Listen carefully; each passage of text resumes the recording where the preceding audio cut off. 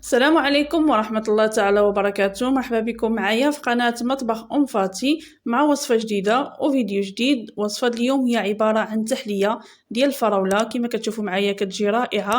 وبما أننا في الموسم ديال الفراولة قلت علاش ما نقترحش عليكم هاد التحلية اللي كتجي رائعة، كتوجد بسرعة وبمقادير اللي هما سهلين وبساطين وموجودين في اي بيت. نتمنى انها تنال الاعجاب ديالكم، والى عجبكم الفيديو كنتمنى انكم تخليوا لي لايك وتشتركوا في القناه ديالي وتفعلوا الجرس باش يبقى يوصلكم دائما الجديد.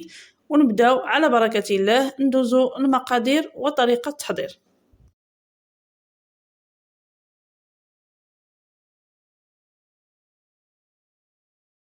بالنسبه للمقادير غنحتاجو نصف لتر ديال الحليب، غنحتاجو معلقه كبيره ديال السكر حبيبات، وغنحتاجو 2 معالق عامرين ديال النشا. غناخد كاسرونه اللي سبق لي ودرت فيها الحليب، غادي نزيد عليها 2 معالق ديال النشا، وغنضيف السكر حبيبات. بالنسبه للسكر كتبقى اختياريه، اللي كيبغي الحلاوه بزاف يمكن له انه يعمل 2 معالق السكر. انا ما كتعجبنيش الحلاوه بزاف، درت غير معلقه وحده ديال السكر حبيبات.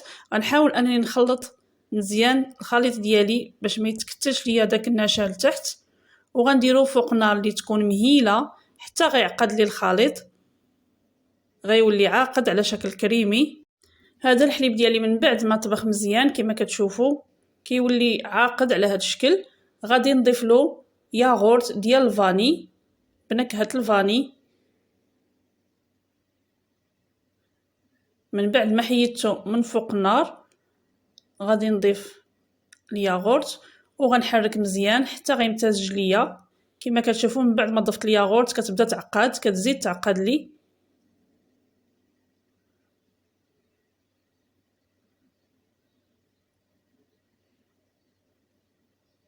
فهاد الاثناء غادي نجيب طويصات اللي كيكونوا خاصين بالتحليه كما كتشوفوا، وغادي نبدا نضيف الخليط بكميه متساويه.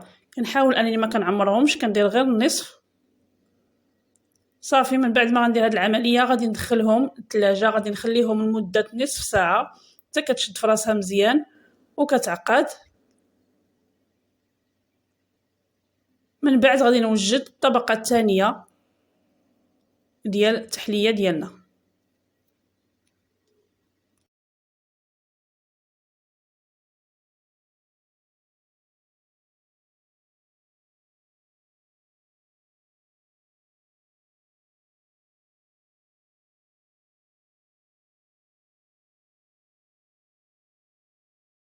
بالنسبه للطبقه الثانيه ديالي غادي نجيب الفراوله اللي غادي نحاول انني نطحنها مع نص كاس ديال الماء.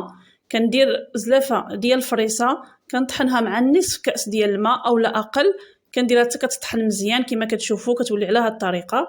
غادي نضيف ليها معلقه كبيره ديال النشا، وغادي نضيف معلقه ديال السكر حبيبات.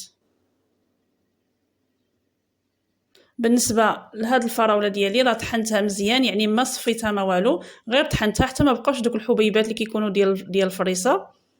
على هاد الطريقه صافي غادي نضيف المكونات بنفس الطريقه اللي درت في الاول. من بعد ما غنضيف النشا وسكر حبيبات غنحاول انني نحركهم مزيان حتى غيمتزج ليا داك النشا، ما يبقاوش يبانوا ليا الحبيبات ديالو.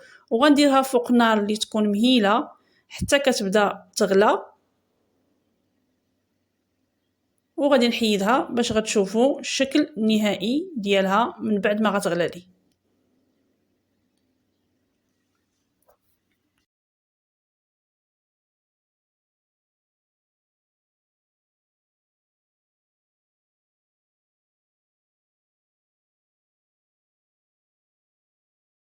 صافي كما كتشوفوا من بعد ما حركتها مزيان دابا غادي نديرها فوق النار كما قلت لكم اللي كتكون مهيله ونخليها حتى تغلى. من بعد ما كتوجد لي كما كتشوفوا كتجي ثقيله على هذا الشكل، كنجيب الزليفات ديالي اللي سبق لي ودرت فيهم الطبقه الاولى، وكنحاول انني نوزع الطبقه الثانيه ديال الفراوله على هذا الشكل.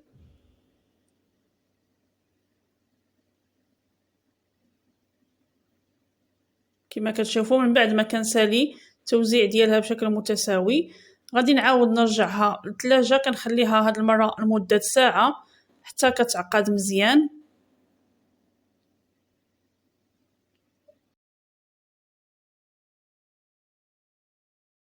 وغادي تشوفوا الشكل النهائي ديالها من بعد ما غتوجد. في الحقيقه هاد التحليه كتجي رائعه، خصوصا في هذا الموسم اللي هو موسم الفريز، كتجي منعشه. نتمنى انكم تجربوها. دابا غادي نخليها حتى ترتاح وغنشوفوا الشكل النهائي ديالها. ها هي التحليه ديالي من بعد ما خرجتها. كما كتشوفوا الشكل ديالها كيجي رائع. غادي نحاول انني نزينها بقطع ديال الفريز، ودائما التزيين راه كيبقى اختياري، يمكننا نزينوها باي حاجه بغينا. انا بما انها تحليه اللي هي ديال الفريز زينتها بقطع الفريز على هذا الشكل.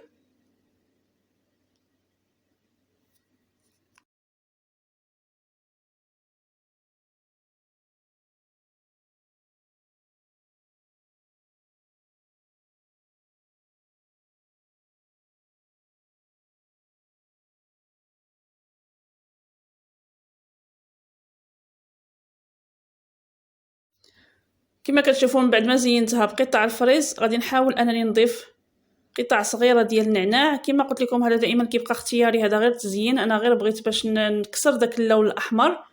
صافي من بعد ما غتوجد غنشوفوا الريزلطه الاخرى ديالها. كما كتشوفوا راه كتجي رائعه، كتجي تحليه اللي هي زوينه منعشه، كتوجد في وقت سريع.